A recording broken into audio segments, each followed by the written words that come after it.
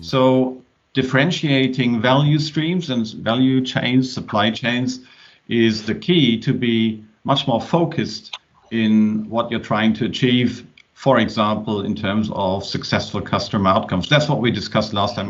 There's a whole host of soft issues as well as hard, tangible issues that have to be addressed to rethink the organization so that you're actually looking at it as a team working together towards a common goal rather than a series of functions that you hope ends up in a decent result. And I think that's been the most challenging aspect for a lot of companies to get their head around, that you can't control what you don't understand. So first we have to start by understanding, and what we mean by that really is, understanding what is the customer value. So we work back from that data.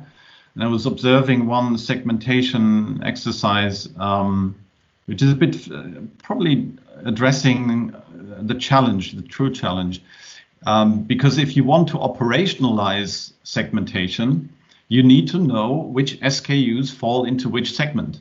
Correct. For example, or which customers at the end fall into which segment. Because of COVID-19, of course, e-commerce and online sales is a very important arm for a lot of businesses. And she said, well, retail is trying to shift to online sales, even more so. That is a new supply chain that needs to be set up with different resources. If not doing it right, it will upset customers. And actually, it will upset also the company that is trying it in the wrong way.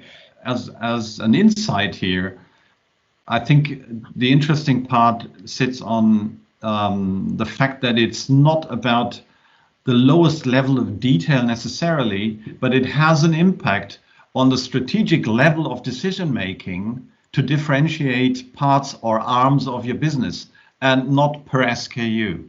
Whether or not you have a profitability calculation in controlling per SKU per location, to see the finest level of granularity, may not be as important and maybe not even feasible. But if you don't differentiate on a higher level, that may cause big miscalculations and misallocation of investments, for example. By the way, not only for logistics and supply chain, but also for marketing. Right. I mean, otherwise you're just pulling the levers, aren't you? You're saying, right, we had last month, we had terrible service. So this quarter is service. So you pump inventory into the supply chain, you get your service levels up. Then the finance CFO looks at it and goes, hang on a second, our costs are out of control, or our inventory's out of control. You need to cut back on that. So then, and you end up squeezing one corner of the triangle, either your service or your costs or your inventory, and it just moves it somewhere else. There's no strategy there. It is just reacting to events. Yeah. And you used the analogy earlier, and I use it a lot when I talk about control towers, is, you wouldn't use an airport if you knew that they controlled the airspace around that by looking at the conditions of the planes that had landed and which ones had crashed and which ones had not crashed. And you would not do that. You would only use an airspace if you knew they were looking at the planes in the air right now and knew exactly where to prioritize and knew exactly what was going on. Yeah, we run businesses in the way by looking at the planes that have landed and which ones landed successfully. We in that rear view mirror, past event lag style. Well, that's just chaos. Thanks for joining in for this jam session. It's always a pleasure, and I'd like to thank everyone. If there are still questions open, please leave them in the chat or contact us and drop a note. We're also, of course, probably stating that we would be very happy if we can help you in your supply chain segmentation endeavors. But I leave it with also pointing at the next jam session, which is going to happen on July 15. That's a Wednesday at 12:30.